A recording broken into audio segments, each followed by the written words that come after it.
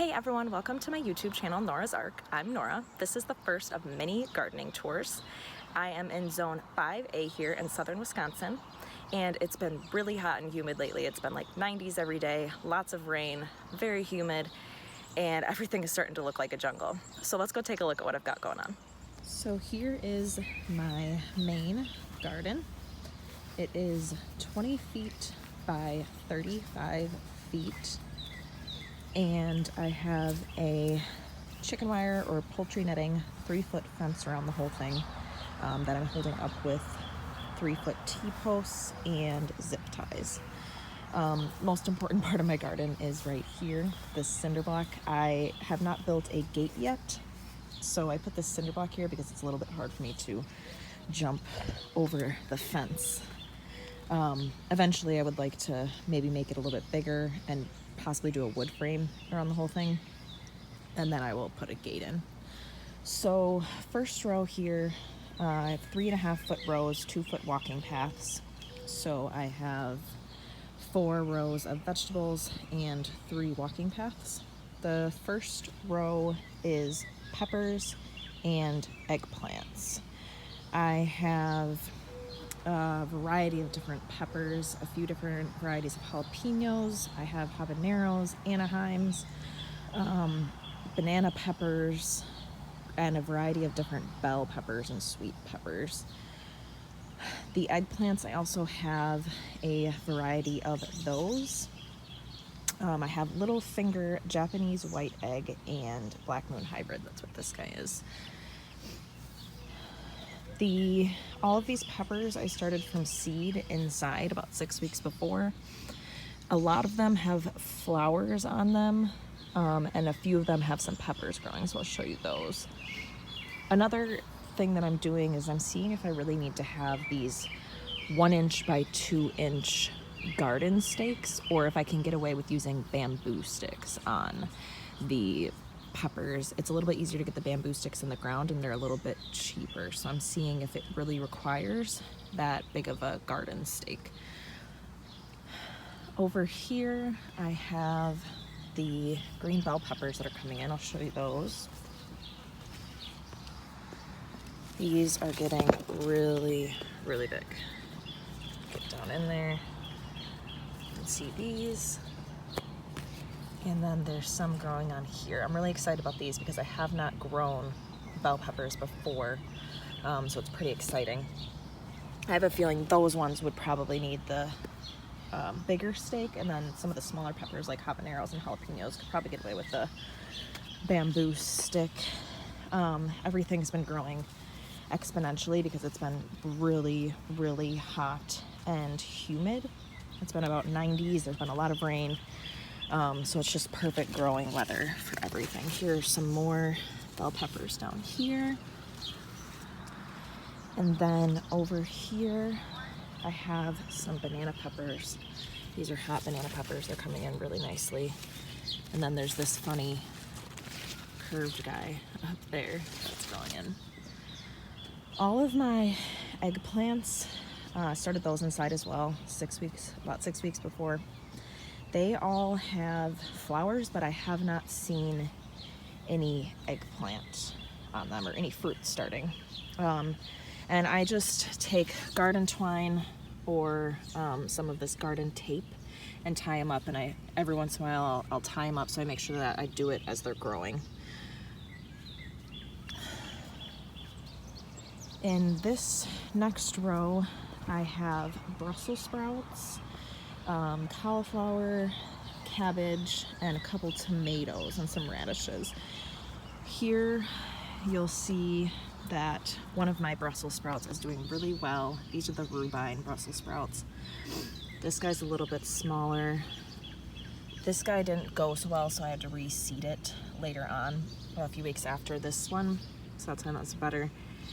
And then this one kind of has been getting knocked over by the rain a lot. I've been trying to stake it up with this popsicle stick, but it's not really working so well, and the stem is kind of all different ways, so hoping I can get that guy to stand up, but we'll see. I've been moving the popsicle stick around. Here is, this should be 4 to a square as well. All of these squares, kind of depending on what's in there, but they're about 3 feet wide. These ones are doing pretty well, but as you see, it should be 4 in this square. So I need to reseed or see if I can get another one to grow there. Over here, I have some more Brussels sprout plants. These ones are the Long Island ones. It's funny because I don't think this is a Brussels sprout, and I might have got confused when I reseeded because it looks like kale to me. It doesn't look like a Brussels sprout. And then over here, I have cabbage that's doing really well. And then I have some kale. This is scarlet kale here. There should be 4 to a square, but I had to reseed, and it doesn't look like the stuff's coming back in yet.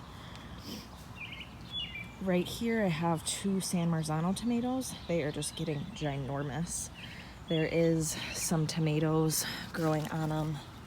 And here, if you can see, the other fun part about now is like coming out here and trying to figure out where all the tomatoes are. You kind of got to dig through the jungle and find them. These 2 I'm holding up with a cage, but I'm not really a fan of cages. I didn't get the biggest cages you could get. However, if you can see, it ends about right here and the tomato keeps going. Like, these tomatoes are just getting way too big for the cages. I tried 3 different methods of holding my tomatoes up this year: cages, twine with T-posts, and then a 5-foot 12-gauge iron fence. So I'll show you that. But we'll see what does the best. It's all just really an experiment. Here are some jalapenos, and then 2 more varieties of kale. I have dwarf Siberian and some fringe mix.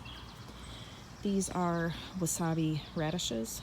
Pretty excited about those. It's I planted everything about around Memorial Day. So late May. It's early June here in Wisconsin, or early July, sorry. So it's been about 35, 40 days, and these come to maturity around 70. I did pick one about 2 weeks ago, but there really wasn't much there. But I'm really excited about those Japanese wasabi radishes. That should be really interesting. Never grown those before either. Here I have my lettuce. Right here I grew it. It's butter crunch lettuce. I grew it as leaf lettuce, so I'm not doing heads. I just put the seeds really close together. There's 2 ways you can grow lettuce. You can put the seeds really close together and get leaf lettuce, or you can space them out more and get heads. So I decided to do leaf lettuce there.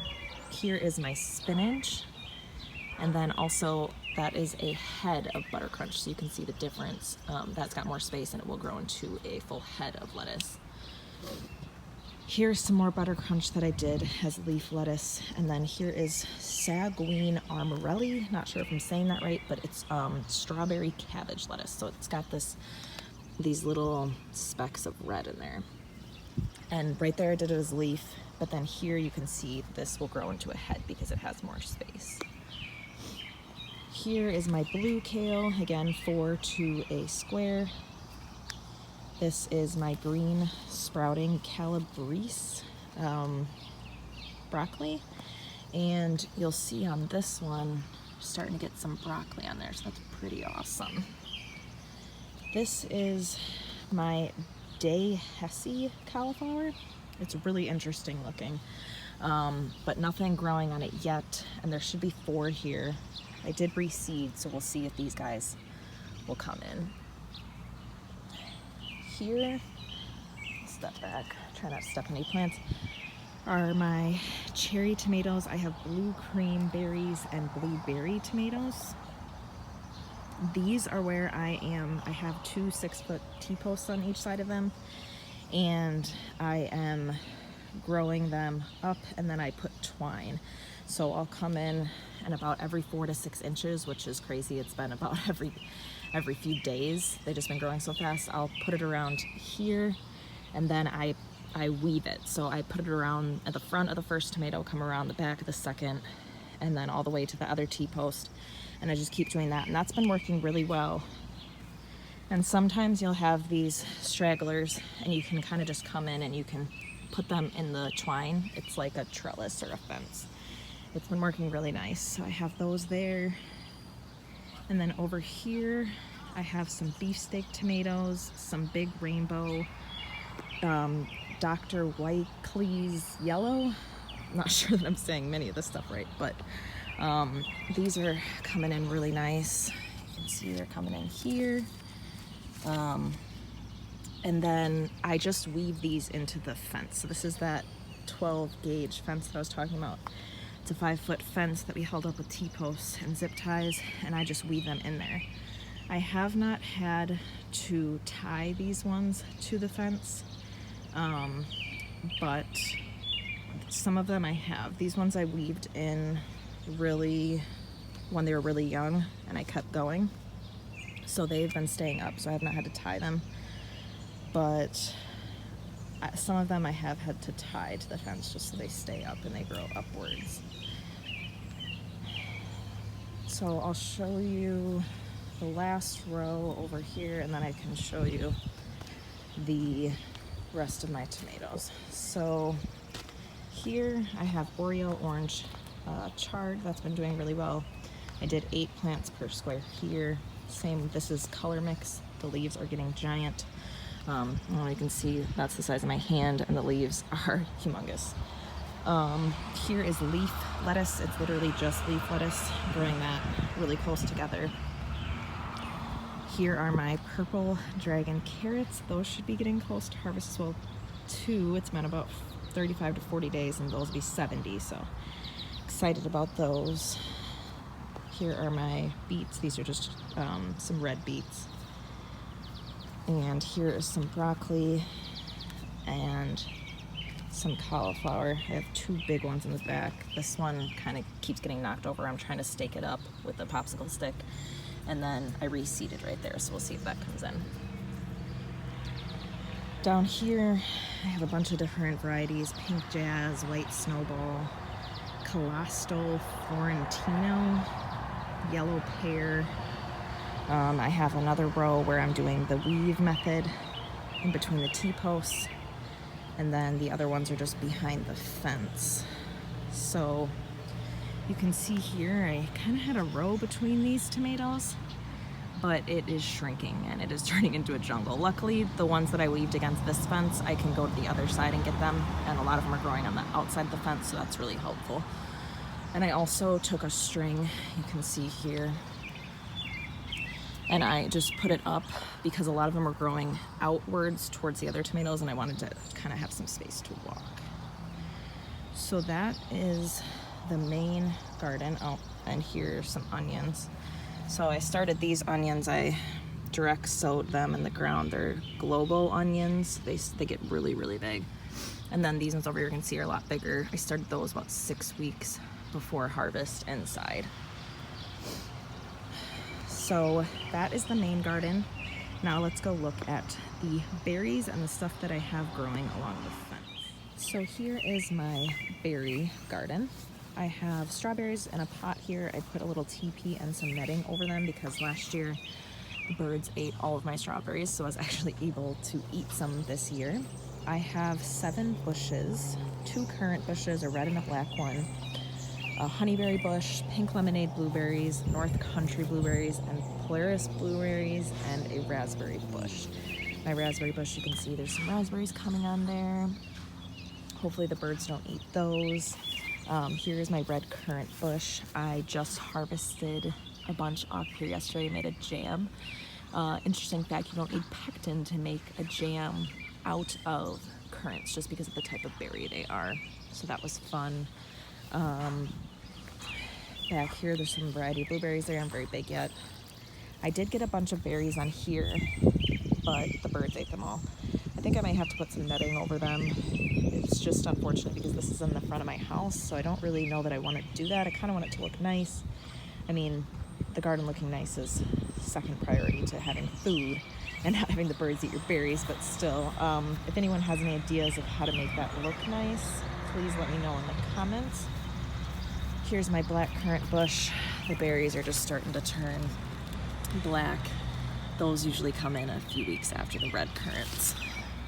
And then over here, this craziness Last year I had my garden here in the front because it got really good sun, but the plow messed with the fence and a bunch of stuff was kicked up on the soil. So I moved it to over there, as we saw before, on the side of my house. But here I just let a bunch of tomatoes rot and on the ground. So I have about 200 volunteer tomato plants that are coming back. A volunteer plant is just something that you didn't plant, so it's just volunteering and coming back. There are tomatoes growing on these. I've done some weeding, but I have not been watering it. I'm not gonna stake any of these tomatoes, so it's just an experiment to see what happens if I do nothing and I just have a field of wild tomatoes growing. So we'll see how that goes. Everything is an experiment in the garden. Pretty sure they are a mixture of San Marzano and some big heirloom beefsteak ones. But at the same time, when you get volunteer plants, it could be a completely new variety of tomato because the seeds could mix and you get an heirloom variety. So I'll show you down here, there's a really big one, but this guy's kind of starting to lean because the tomatoes are getting heavy. And I also noticed that there is some holes in this one. You can see right there. So I'm not sure how healthy these will be. There's some more, and it's kind of like a jungle searching to see where tomatoes are coming in. But that's pretty cool. There's also this petunia that just came up. That's volunteer. I didn't even have any petunias last year, so that's really interesting. Here's some more. And then over here under this tree, I'm growing some potatoes in pots. Those are doing really well. I have some lettuce, some alfresco blend as well. And those are just kind of seeing what happens there. I have some raised beds up here that I have a lot of my herbs in. I also did a square foot gardening method up here because I've never tried that before. I did the little squares with some popsicle sticks and string. I've got a bunch of different kinds of basil, purple basil, spicy basil, regular basil, some cabbage, and some greens. I like to keep a lot of herbs up here because it's right near my front door, so when I'm cooking, I can just come out and grab some things. Here are my green onions. Those come back every year. They're a perennial. It's really nice to have the perennials in these raised beds because I don't till this, so it's easy for them to just come back and not be disturbed. I also have a ton of volunteer tomato plants up here. I'm not pulling them out, even though I think I might need some more room for my green onions to grow, but I just can't bring myself to kill tomatoes, which is why I have a wild patch in my front yard. In here, I'm doing strawberries. These are white strawberries. I'm not sure if those are actually strawberries or weeds though, because the seeds are really small and it's hard to see where you're putting them. And then I also have some chard in there. I did asparagus and some herbs in here. The asparagus takes 3 to 5 years for you to even get asparagus, so that's why I did it in here, so it can keep coming back. But that little guy's coming. I started from seed this year. And then I have some more herbs. I have a stackable planter with some herbs. Not really a fan of that stackable planter. It just doesn't seem like the plants are, like they have a lot of room to grow. And then I also have an eggplant in here, which you can see is way smaller than the eggplants I have in the ground. And I took some volunteer tomatoes from the front garden and put them in here. I'm doing a little experiment to see if staking or cages works better. But as you can see, these tomatoes are way smaller. I think it's because a lot of vegetables get a lot of their nutrients from the ground. So when you have them in pots, they just need more water and they just don't get as big as fast. So then over here, last section, here is my grapevine. This one is doing really well. And this I kind of just tie it up so it grows up on the fence. As you can see, there's some grapes growing down here. But this grape plant is not doing as well. It has some type of disease.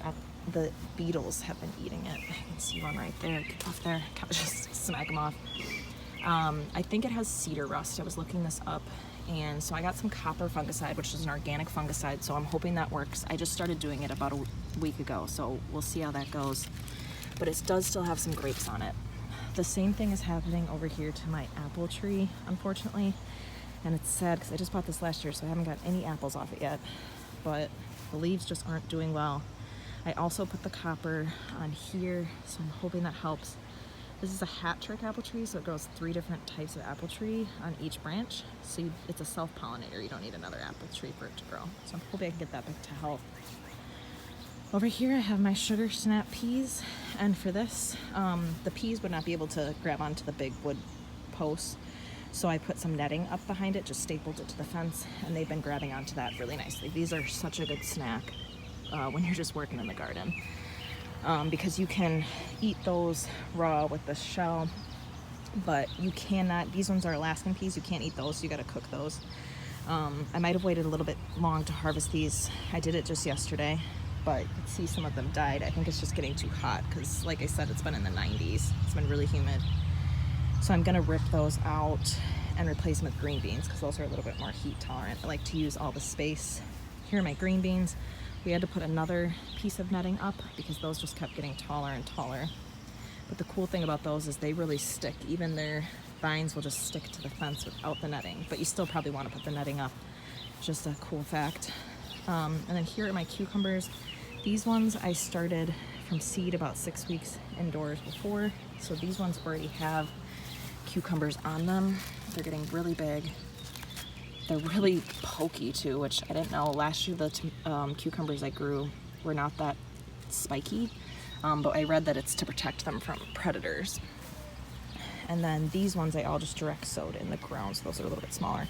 Those are doing well. For these, since cucumbers are a lot heavier, we put up T-posts next to the fence, and then we put up that 12 gauge iron fencing that we're using for the tomato trellis in the main garden. I'm thinking what I want to do, as you can see they're getting really tall, is take another piece of fence and wrap it around and kind of create an arched trellis so they can grow on the other side too. So that is everything I have growing on the fence, and that completes the garden tour for today. So thank you for watching. That was my first garden tour. It is early July here in southern Wisconsin, zone 5A. It's been really hot and humid, about 90s every day, lots of rain, so everything is starting to get really big. It's like a jungle out there. I have green tomatoes. I'm excited to start seeing those turn colors, and I'm excited to start seeing everything else coming in. So I'll keep posting videos like this so you can watch the progress of my garden as time goes on. If you enjoyed this video, please subscribe to my channel, and I'm excited to continue going on this gardening journey with you all. See you guys later.